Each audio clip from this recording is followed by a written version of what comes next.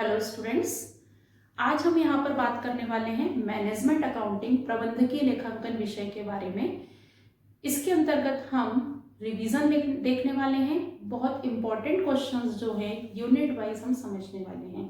तो आज जो है हम स्टार्ट कर रहे हैं यहाँ पर यूनिट फर्स्ट, जो कि है बेसिक कंसेप्ट की। जो हमारा सब्जेक्ट है मैनेजमेंट अकाउंटिंग प्रबंधकीय लेखांकन, उसका आशय क्या होता है, उसकी विशेषताएं क्या है, उद्देश्य, महत्व, दोष, और साथ ही इसमें हम देखेंगे कि मैनेजमेंट अकाउंटिंग प्रबंधकीय लेखांकन और वित्तीय लेखांकन में क्या डिफरेंस होता है।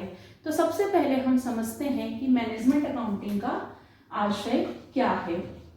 तो प्रबंधकीय लेखांकन, मैनेजमेंट अकाउंटिंग, प्रबंधकीय लेखांकन। तो यदि हम इसके ओरिजिन की बात करें कि यह जो है अकाउंटिंग का जन्म कब हुआ, एक ऑब्जेक्टिव जो है आपको आ सकता है। तो 1950 में मैनेजमेंट अकाउंटिंग का जो है जन्म माना जाता है। अब हम इसके अर्थ की बात करें तो प्रबंधकीय लेखांकन दो शब्दों से बना है, प्रबंध प्लस लेखांकन। तो प्रबंध मीन्स क्या होता है? प्रबंध मीन्स होता है जब किसी कार्य को करने से पहले उसकी योजना बनाई जाए, उस योजना के हिसाब से जो है कार्य का विभाजन हो, संगठन किया जाए, कोऑर्डिनेशन किया जाए, नियंत्रण किया जाए। तो वो सब चीजें होती हैं आपकी मैनेजमेंट की, प्रबंध की। और लेखांकन मीन्स क्या होता है? लेखांकन मीन्स होता है कि बिजनेस में होने वाले ट्रांजेक्शन्स को जब हम लिख लें, व्यवस्थित रूप से सिद्धांत के आधार पर लिख ले और उससे कुछ रिजल्ट निकाले, तो वो होता है अकाउंटिंग। ठीक है। अब यदि हम साथ में बात करें प्रबंधकीय लेखांकन की, तो इसका क्या अर्थ होता है? तो जब लेखांकन के द्वारा निकाले गए निष्कर्षों के आधार पर प्रबंध किया जाए। समझना, अकाउंटिंग में जो हमने अकाउंट्स रखे हुए हैं उसके डेटा के आधार पर, उसके निकाले गए निष्कर्षों के आधार पर जब हम हमारी कंपनी के लिए योजना बनाएं, नियंत्रण करें और कोऑर्डिनेशन करें, मोटिवेशन दें, तो वो होता है प्रबंधकीय लेखांकन। समझ में आया? तो क्या होता है कि जब लेखांकन द्वारा निकाले गए निष्कर्षों के आधार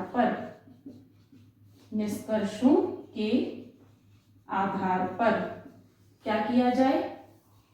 संस्था की, जो भी कंपनी है उसकी संस्था की नीतियां निर्धारित की जाए, योजनाएं बनाई जाए, नियंत्रण किया जाए, स्टाफिंग मतलब जो कर्मचारी हैं उनकी नियुक्ति की जाए, कर्मचारी की नियुक्ति। तो हम इसे कहेंगे कि प्रबंधकीय लेखांकन का उपयोग हुआ है। यदि हम इसकी एक व्यवस्थित डेफिनेशन की बात करें तो लेखांकन सूचनाओं का मापन, प्रस्तुतिकरण, विश्लेषण, निर्वचन और संदेश वाहन की एक प्रक्रिया है प्रबंधकीय लेखांकन, जो कि प्रबंध में संगठन के उद्देश्यों को प्राप्त करने के लिए नियोजन, निर्णयन और नियंत्रण में सहायता करती है। आया समझ में आपको? तो इस तरीके से आशय जो है आप डिफाइन करेंगे। अब हम बात करें यहाँ पर विशेषताओं की। ये आशय जो है आप अपने शब्दों में जरूर नोट कर लीजिए। अब हम यहाँ पे बात करेंगे विशेषताएं।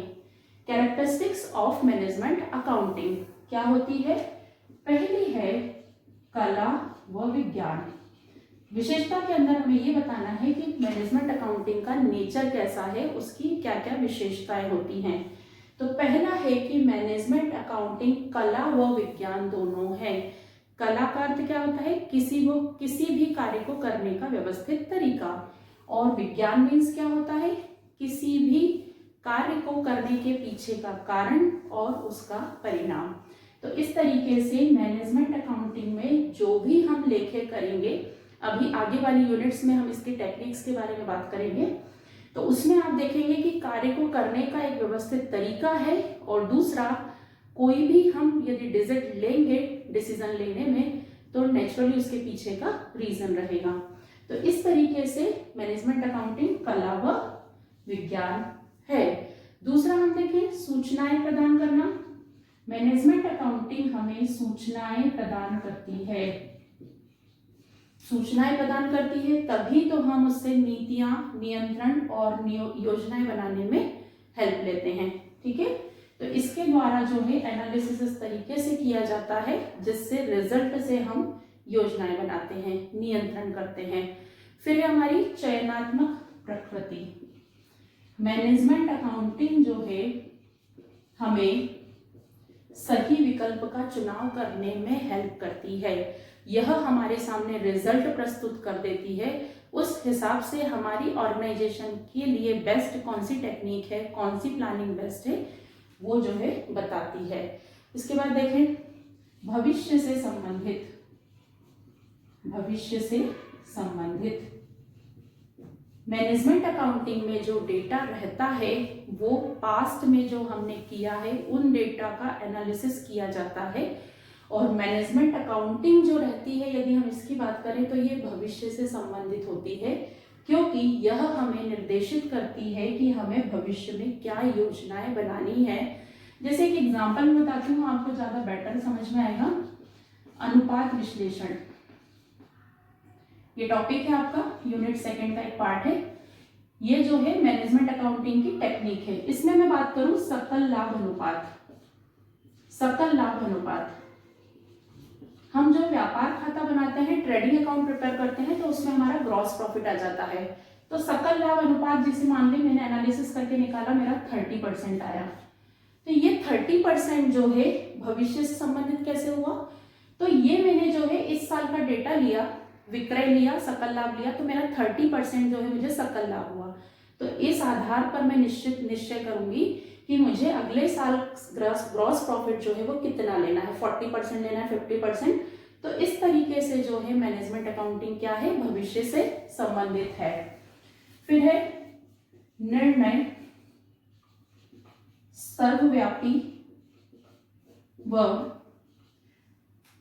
सुनिश्चित। इसके द्वारा मैनेजमेंट अकाउंटिंग के द्वारा जो निर्णय लिए जाते हैं वो सर्वव्यापी और सुनिश्चित हैं। हाँ, एनालिसिस जैसे सकल लाभ अनुपात जो है सभी जगह निकाला जाता है, लेकिन उससे प्लानिंग क्या करनी है वो चेंज रहती है। तो निर्णय जो है वो सर्वव्यापी रहते हैं, मतलब सकल लाभ अनुपात जो है जो भी संस्था चाहे वो निकालती है, और सुनिश्चित होते हैं। ठीक है, इसके बाद जो है नेक्स्ट हम देखें यहाँ पे विशेषता में उद्देश्य की प्राप्ति। ये तो है ये विशेषता। मैनेजमेंट अकाउंटिंग चूंकि अनिवार्य नहीं है, लेकिन संस्था को बेहतर तरीके से चलाने के लिए एक टेक्निक है, तो इससे उद्देश्य की प्राप्ति जो है बहुत अच्छे से हो जाती है। और फिर अगला है समन्वित पद्धति। समन्वित पद्धति मैनेजमेंट अकाउंटिंग में जो लेखांकन की लागत लेखांकन, वित्तीय लेखांकन और इसके अलावा जो है निगमीय लेखांकन, सभी लेखांकन का समन्वित रूप है। मतलब जब हम एनालिसिस करते हैं, हमने जो व्यापार खाता, लाभानी खाता और चिट्ठा बनाया है, तो उसमें जो है लागत लेखांकन भी इंक्लूड होता है, वित्तीय लेखांकन भी इंक्लूड होता है, आपने स्टेट्स का कोई काम किया, सांख्यिकी का, वो भी सब इंक्लूड रहता है। तो ये एक समन्वित पद्धति है। तो ये है हमारी इसकी विशेषताएं। ठीक है, नेक्स्ट हम देखते हैं यहाँ पर इसके उद्देश्य, लाभ और दोष। चलिए, अब जो है नेक्स्ट कंसेप्ट है हमारा प्रबंधकीय लेखांकन के उद्देश्य या कार्य। तो नेक्स्ट हम लिखेंगे प्रबंधकीय लेखांकन के उद्देश्य या कार्य।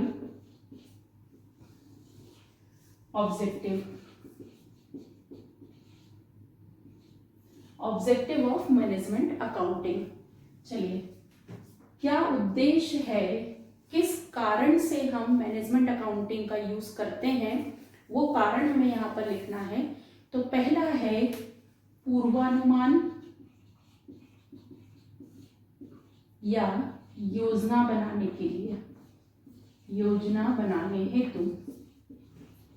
देखिए, मैनेजमेंट अकाउंटिंग जो है, हमने जो फाइनल अकाउंट बना लिए हैं, वित्तीय लेखांकन हमने बना लिए हैं व्यापार का लाभ हानि जानने के लिए, व्यापार खाता, लाभ हानि खाता और चिट्ठा, ये जो है उसके बाद की प्रोसेस है। तो हम जो चिट्ठे में हमारे आंसर्स आ रहे हैं उनका हम एनालिसिस करते हैं, विश्लेषण करते हैं। किस लिए? कि भविष्य में पूर्वानुमान लगाने के लिए कि भविष्य में हमें कितना माल बनाना है, कितना माल बेचना है, हमारा प्रॉफिट का परसेंटेज हमें कितना रखना है।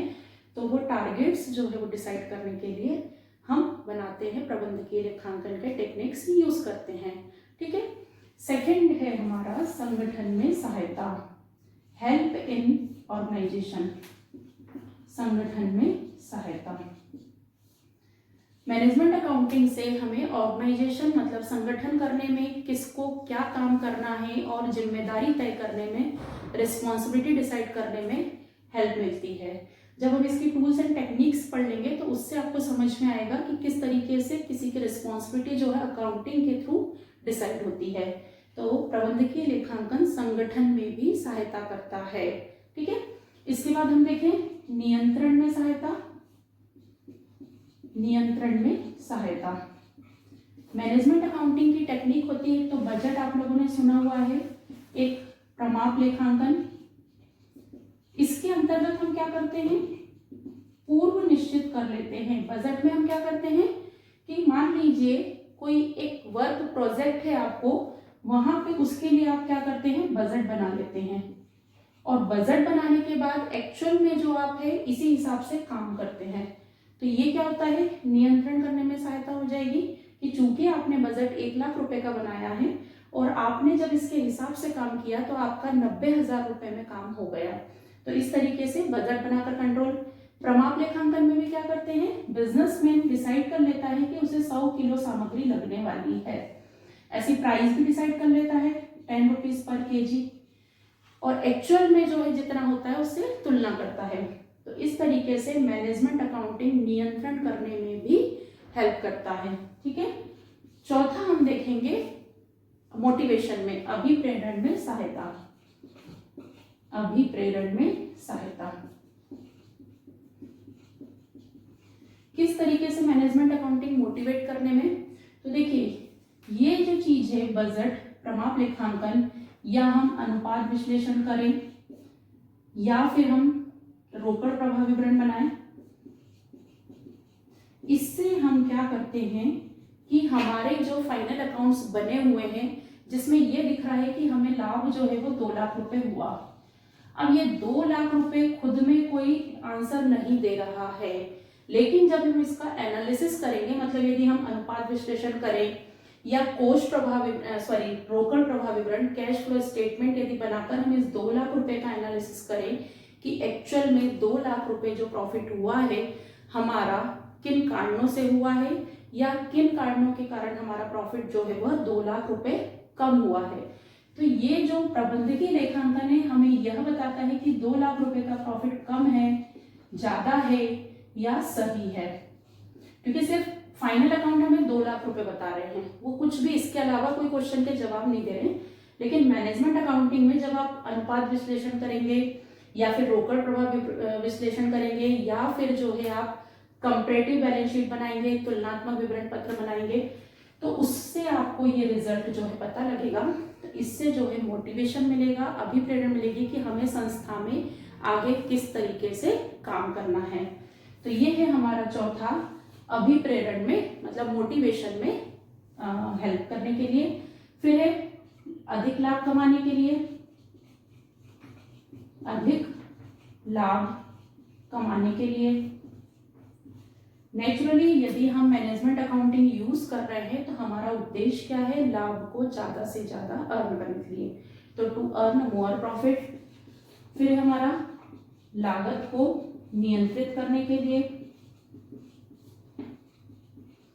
चूंकि मैनेजमेंट अकाउंटिंग की टेक्निक से हमें यह पता लगता है कि जो कॉस्ट है, जो खर्च हो रहा है वो सही मात्रा में हो रहा है या नहीं हो रहा है। तो मैनेजमेंट अकाउंटिंग से जब हमें यह पता लग जाता है कि ज्यादा हो रहा है, कम हो रहा है, सही हो रहा है, तो यदि किसी पॉइंट पे कॉस्ट कम हो रही है या ज्यादा हो रही है तो हमें यह चीज इससे मैनेजमेंट अकाउंटिंग से पता लग जाती है। तो हम जो है फिर उस लागत को नियंत्रित कर सकते हैं। ठीक है, फिर है हमारा अगला कार्यकुशलता में वृद्धि।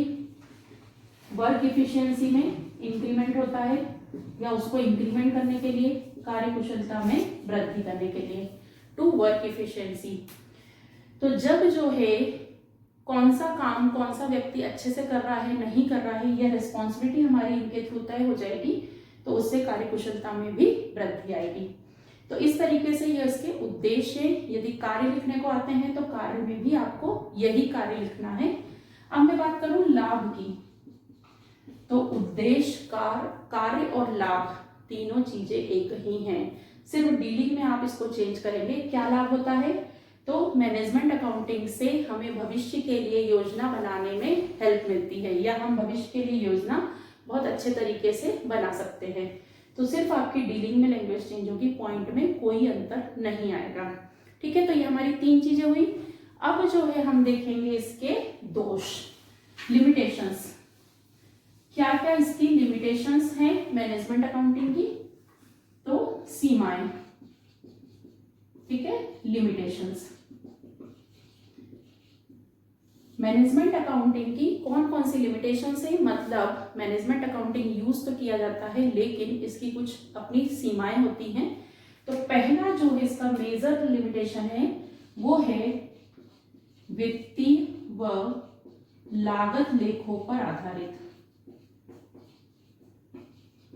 मैनेजमेंट अकाउंटिंग में पूरा एनालिसिस वर्क जो व्यक्ति बिजनेसमैन के द्वारा फाइनल अकाउंट रखे गए हैं, व्यापार खाता, लाभानी खाता और चिट्ठा रखा गया है, उसकी एनालिसिस, उसके डिजिट पे ही, उसके आंकड़ों पे ही एनालिसिस की जाती है।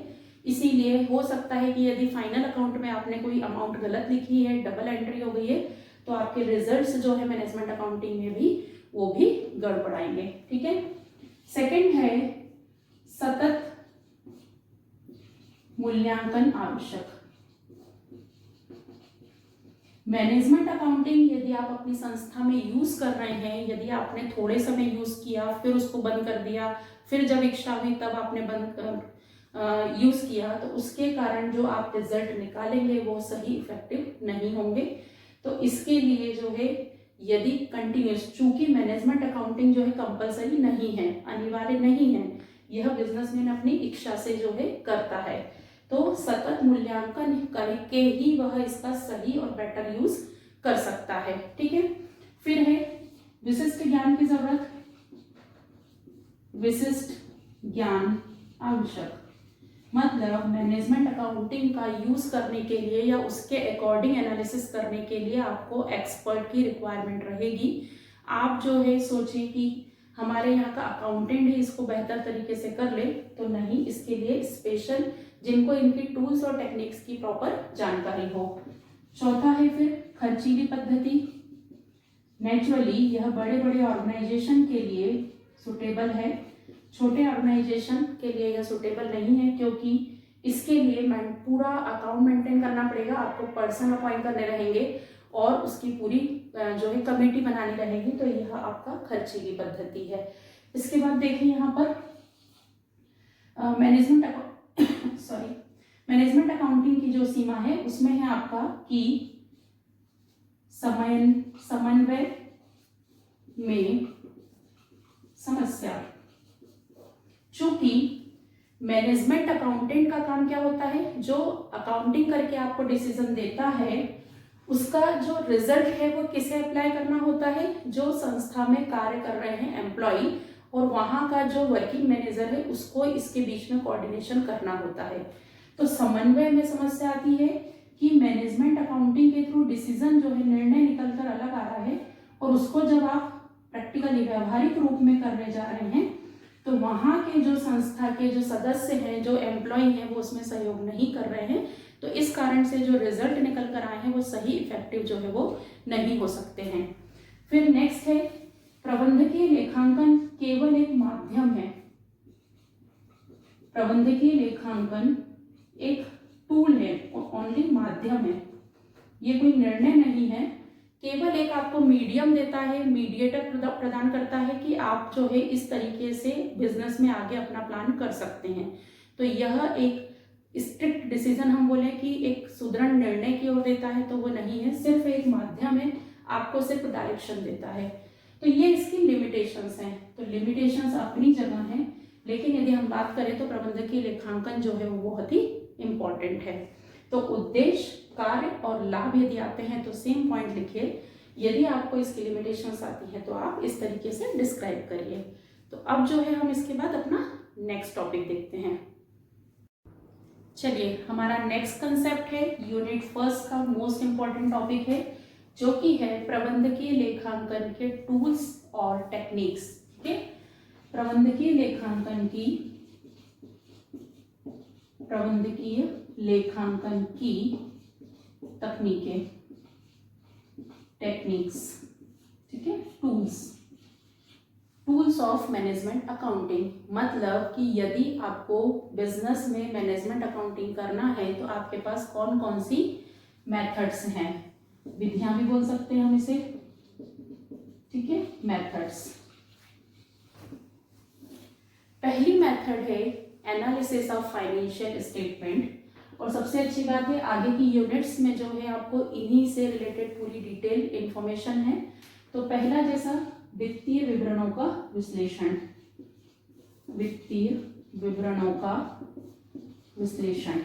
पहली मेथड है। इसमें हम क्या करेंगे, क्या करते हैं, यूनिट सेकंड जो है इसका पार्ट है। तो एनालिसिस ऑफ फाइनल स्टेटमेंट, मतलब हमारे द्वारा जो व्यापार खाता, लाभानी खाता और चिट्ठा बनाया जाता है, trading account, profit and loss account और बैलेंस शीट जो बनाई जाती है, उसका हम क्या करेंगे, एनालिसिस करेंगे। एनालिसिस के लिए हमारे पास इसके अंदर भी मेथड है, जैसे कि तुलनात्मक चिट्ठा बना सकते हैं हम। ठीक है, तो ये यूनिट सेकंड में हम इसको डिटेल में पढ़ने वाले हैं। इसके बाद सेकंड है लागत लेखांकन का विश्लेषण। कॉस्ट अकाउंट में हम जो अकाउंटिंग करते हैं, जैसे कि हम स्टेटमेंट ऑफ कॉस्ट बनाते हैं, प्रोसेस कॉस्टिंग करते हैं, स्टैंडर्ड कॉस्टिंग करते हैं, तो उनका भी एनालिसिस जो है हम यहाँ पर करते हैं। तो उसमें जैसे सीमांत लागत विश्लेषण, ये भी आपको सिलेबस में सीमांत लागत विश्लेषण, मार्जिनल कॉस्टिंग जिसको बोलते हैं। फिर निर्णयन लेखांकन, डिसीजन लेना कि हमें बिजनेस बंद करना है या चालू रखना है, हमें नया प्रोडक्ट जो है लॉन्च करना है या नहीं करना है। तो इस तरीके से जो है लागत लेखांकन का विश्लेषण भी जो है प्रबंधकीय लेखांकन का टूल है। इसके बाद हम बात करें प्रमाप लेखांकन, स्टैंडर्ड कॉस्टिंग, यह भी जो है डिसीजन लेने के लिए हेल्प करता है, स्टैंडर्ड कॉस्टिंग। ये सब जो चीज हम पढ़ रहे हैं एक्चुअल में इनके करने के जो है पूरे रूल्स एंड रेगुलेशंस डिफरेंट हैं। जैसे स्टैंडर्ड कॉस्टिंग में क्या होता है कि जो हम सोचते हैं, जैसे एक सिंपल सा एग्जांपल बताती हूँ कि हम मार्केट जा रहे हैं, हम कोई चीज खरीदने जा रहे हैं, हमने सोच कर गए हैं कि 500 रुपीज में वह आ जाएगी। जब हम मार्केट में गए तो वह जो प्रोडक्ट है जो आप लेने गए हैं वो 400 में भी आ सकता है, 600 में भी आ सकता है। तो एक्चुअल में वो आपने की स्टैंडर्ड कॉस्टिंग, पहले से एक स्टैंडर्ड डिसाइड करना, फिर एक्चुअल में उसमें कितना खर्चा हो रहा है वो देखना और उनका फिर डिफरेंस निकालना। तो ये प्रमाप लेखांकन, ये भी आपको आगे की यूनिट्स में जो है इसके न्यूमेरिकल्स भी हैं। फिर है बजट बनाकर भी जो है मैनेजमेंट अकाउंटिंग की जाती है। बजट तो आप लोग बहुत अच्छे से जानते हैं कि बजट क्या होता है। भविष्य में किए जाने वाले खर्चों को वर्तमान में निर्धारित करना संख्यात्मक रूप से, वह बजट कहलाता है। ठीक है, इससे जो है क्या होता है, खर्च जो है हमारे नियंत्रित हो जाते हैं और भविष्य में हमें कार्य को करना है उसका तरीका जो है वह सुलभ हो जाता है, सरल हो जाता है। तो बजट के द्वारा भी जो है हम इसमें करेंगे। फिर हमारा कैश फ्लो स्टेटमेंट, रोकड़ प्रवाह विवरण, जिसके अंतर्गत जो है हम क्या देखते हैं कि हमारी कैश जो है यदि पिछले साल 4 लाख रुपए थी और इस साल 10 लाख रुपए हो गई है, तो वो जो 6 लाख रुपए है, क्या केवल कैश आई है? नहीं, ऐसा नहीं होता है। बिजनेस में आती भी है बहुत सारे सोर्सेज से और खर्च भी जो है हम बहुत सारे सोर्सेज पे करते हैं। तो वो जो 6 लाख रुपए का बैलेंस है वो किन किन साधनों से आया और गया है, तो कैश फ्लो स्टेटमेंट में हम ये चीज करते हैं। फिर इसके बाद जो है प्रतिवेदन, प्रबंधकीय प्रतिवेदन, रिपोर्ट बनाकर भी जो है हम एनालिसिस कर सकते हैं। बहुत सारी रिपोर्ट्स जो है इसमें बनती हैं। तो प्रतिवेदन मीन्स रिपोर्ट बनाना। तो इस तरीके से भी जो है हम इसकी मैनेजमेंट अकाउंटिंग की एनालिसिस कर सकते हैं। फिर है आपकी नियंत्रण लेखा विधि, कंट्रोलिंग मेथड्स। तो कंट्रोल करने के लिए कौन कौन सी मेथड्स है, तो फिर से हम लिख दें इसमें, यदि बजट, स्टैंडर्ड कॉस्टिंग, ठीक है, ये नियंत्रण करने की लेखा विधि है। फिर हम देख लें यहाँ पे निर्णय लेखा विधि, डिसीजन मेथड। यदि आपको डिसीजन लेना है अपने उसमें, तो उसके लिए जो है कौन कौन सी हैं, मार्जिनल कॉस्टिंग, सीमांत लागत, डिफरेंशियल कॉस्ट, विभेदात्मक लागत। ये जो है आपकी मेथड्स हैं। और बहुत अच्छी बात है कि आगे की यूनिट्स में जो है आपकी ये सब न्यूमेरिकल पार्ट में है। तो सीमांत लागत जो है, फिर इसके अलावा कुछ न्यूमेरिकल मेथड्स भी हैं, संख्यात्मक टेक्निक्स भी हैं जो हम लिख सकते हैं। गेम थ्योरी आप लोगों ने सुना होगा, पूरा एनालिसिस जो है न्यूमेरिक बेसिस पे होता है, गेम थ्योरी। तो इस तरीके से जो है मैनेजमेंट अकाउंटिंग यदि आपको रखनी है तो आपको इनमें से कोई एक मेथड जो है वो चूज करनी होगी जो आपके ऑर्गेनाइजेशन के हिसाब से सुटेबल हो। ठीक है, तो हमारा एक मोस्ट इम्पोर्टेंट क्वेश्चन है। अब यूनिट फर्स्ट का लास्ट क्वेश्चन हम लोग डिस्कस कर रहे हैं, बहुत इंपॉर्टेंट है। वो है difference between financial accounting and management accounting. प्रबंधकीय लेखांकन और वित्तीय लेखांकन में क्या अंतर होता है। बहुत इंपॉर्टेंट क्वेश्चन है, लॉन्ग आंसर के हिसाब से हम अंतर देख रहे हैं। प्रबंधकीय लेखांकन और वित्तीय लेखांकन में अंतर, ठीक है। और ये हमारा basis of difference. Management accounting और फाइनल अकाउंट्स में, फाइनेंशियल अकाउंटिंग में क्या डिफरेंस होता है। तो सबसे पहले हम बात करें उद्देश्य, ठीक है। मैनेजमेंट अकाउंटिंग का उद्देश्य क्या होता है और वित्तीय लेखांकन का उद्देश्य क्या होता है। यदि बेसिस आप लोग याद कर लेंगे तो आपको जो है डिफाइन करना बहुत इजी हो जाएगा। तो सबसे पहले वित्तीय लेखांकन मतलब ध्यान रखना, इसमें क्या बात करेंगे हम, व्यापार खाता, लाभानी खाता और चिट्ठा, मतलब trading account, profit and loss account और बैलेंस शीट बनाना। और प्रबंधकीय लेखांकन की बात करें तो अभी जैसे मैं बता रही थी आपको, अनुपात विश्लेषण है, बजट बनाना, स्टैंडर्ड कॉस्टिंग करना, ये सब। तो क्या उद्देश्य आप बता सकते हैं, हम ये क्यों बनाते हैं, क्यों बनाते हैं, लाभ और हानि जानने के लिए। तो व्यापार से संबंधित लाभ और हानि ज्ञात करने के लिए, व्यवसाय की स्थिति को जानने के लिए वित्तीय लेखांकन रखा जाता है। प्रबंधकीय लेखांकन हम क्यों रखते हैं, हमने इसके इतने सारे उद्देश्य बने हैं, योजना, पूर्वानुमान और योजना बनाने के लिए, ठीक है, भविष्य से संबंधित योजना बनाने के लिए। सेकंड हम लिख रहे हैं इसमें अनिवार्यता। कौन सा अनिवार्य है, वित्तीय लेखांकन जो है वह अनिवार्य है, ठीक है, कंपलसरी है प्रत्येक व्यापारी के द्वारा, यह अनिवार्य है। और प्रबंधकीय लेखांकन अनिवार्य नहीं है, ठीक है। इसको डिटेल आप ऐसा नहीं लिख के आएंगे कि नहीं है, ये सिर्फ मैं समझा रही हूँ। जब आप एग्जाम में आप इसको सॉल्व करें तो बाकायदा लिखेंगे इसको, ये सिर्फ मैं एक्सप्लेन और अपनी मेमोरी के लिए कि मेमोराइज रहे आपको, इसके लिए लिख रही हूँ, ठीक है। फिर जो है अनिवार्यता के बाद हम बात करें शुद्धता, प्योरिटी। तो वित्तीय लेखांकन में हम कौन से एक्सपेंडिचर लिखते हैं, जो हो चुके हैं, हमने वास्तव में जो खर्च कर दिए हैं वह खर्चे जो है हम वित्तीय लेखांकन में लिखते हैं। इसीलिए शुद्धता क्या रहती है इसमें, वास्तविक रहती है, ठीक है, वास्तविक खर्चों को हम लिखते हैं इसमें। और इसमें जो है क्या रहता है, अप्रॉक्सीमेटली, लगभग वाली चीजें जो है रहती हैं, आंसर जो है वो अनुमानित होते हैं। तो शुद्धता की बात करें हम इसमें, तो शुद्धता ज़्यादा रहती है क्योंकि वास्तविक खर्चे रहते हैं, और इसमें शुद्धता जो है वह कम रहती है क्योंकि अनुमान पर आधारित होता है। क्योंकि एक ही रिजल्ट को कि सकल लाभ अनुपात 30% है, इसको यदि 4 मैनेजमेंट अकाउंटेंट जो है अलग अलग एनालिसिस करें तो रिजल्ट अलग अलग आएगा। ठीक है, तो थर्ड हो गया हमारा शुद्धता। इसके बाद हम देखेंगे प्रकृति, नेचर।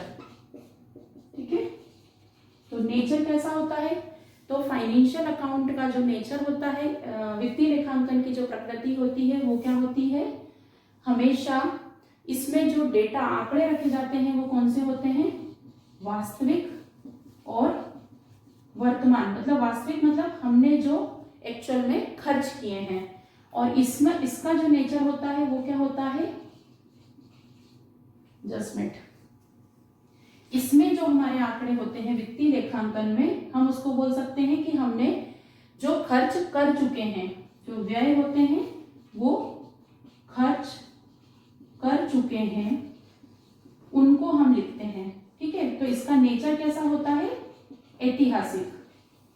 हमने जो पास्ट में कर चुके हैं हम उन खर्चों को लेते हैं, और इसमें जो रहता है आपकी प्रकृति वो भविष्य से संबंधित होती है, क्योंकि हम इसमें जो भी एनालिसिस करते हैं वो भविष्य को आधार मानकर करते हैं। इसके बाद जो है अंकेक्षण, ऑडिटिंग, अकाउंट्स को चेक कराना। तो वित्तीय लेखांकन का अंकेक्षण अनिवार्य है। ठीक है, लेकिन जब हम बात करें प्रबंधकीय लेखांकन की तो इसका अंकेक्षण अनिवार्य नहीं है, बिल्कुल भी अनिवार्य नहीं है, यह व्यापारी की इच्छा पर निर्भर करता है। छठवां हम देखें अवधि, टाइम पीरियड। तो वित्तीय लेखांकन कब बनाए जाते हैं, वर्ष के अंत में। ठीक है, जैसे 1 जनवरी से लेके 31 दिसंबर तक का भी वर्ष हो सकता है, 1 अप्रैल से लेके 31 मार्च तक का भी वर्ष हो सकता है, और इसकी अवधि बिल्कुल निश्चित नहीं है। जब भी आवश्यकता अनुसार, कोई ऐसा नियम नहीं है कि जिसमें यह डिफाइन हो कि आपको 6 महीने में बनाना है, क्वार्टरली बनाना है, ऐसा कुछ भी नहीं है।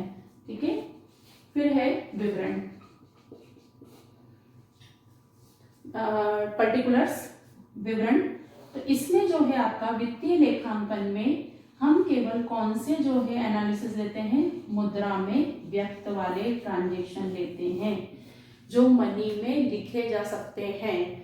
और प्रबंधकीय लेखांकन की जब बात आती है तो बोथ मुद्रा प्लस अमौद्रिक, मतलब जब यहाँ प्रबंधकीय लेखांकन में एनालिसिस की जाती है तो जो मुद्रा में मापे जा सकते हैं वो, और जो मुद्रा में नहीं मापे जा सकते हैं ऐसे ट्रांजैक्शन भी इंक्लूड किए जाते हैं। फिर देखें हम इसका प्रकाशन, पब्लिकेशन। तो वित्तीय लेखों का प्रकाशन जो है वो अनिवार्य है, कंपलसरी है। इससे रिलेटेड सभी स्टेक होल्डर्स जो हैं, मतलब अंशधारी, कर्मचारी, सरकार, आयकर अधिकारी, इन सभी के लिए वित्तीय लेखांकन का शो करना, मतलब सभी को दिखाना जरूरी होता है, प्रकाशन करना। लेकिन पब्लिकेशन में बिल्कुल भी अनिवार्य नहीं है। ठीक है, ये ध्यान रखना। फिर इसके बाद हम बात करें यहाँ पर तो क्षेत्र, एरिया। तो नेचुरली इसका क्षेत्र जो है वो क्या होता है, सीमित होता है। वित्तीय लेखांकन का आपका व्यापार से संबंधित हो गया, और ये जो है क्षेत्र इसका इसकी तुलना में विस्तृत होता है। ठीक है, फिर नेक्स्ट और लास्ट हम देखें यहां पर लागत, कॉस्ट। तो फाइनेंशियल अकाउंट में जो कॉस्ट होती हैं वो एक्चुअल होती हैं। ठीक है, लागत जो है वह एक्चुअल होती है, वास्तविक होती है, और इसमें जो लागत है वह अनुमानित एवं भविष्य से संबंधित होती है। ठीक है, तो ये क्वेश्चन जो है मोस्ट इम्पॉर्टेंट है, और ये लॉन्ग आंसर में आने की संभावना रहती है जनरली इसकी, और आया भी है। तो यह जो डिफरेंस है आप लोग बेसिस ऑफ डिफरेंस को बहुत अच्छे से याद कर लें और फिर इसका आंसर जो है आप लोग लिखें। आई थिंक समझ में आया होगा आप लोग को।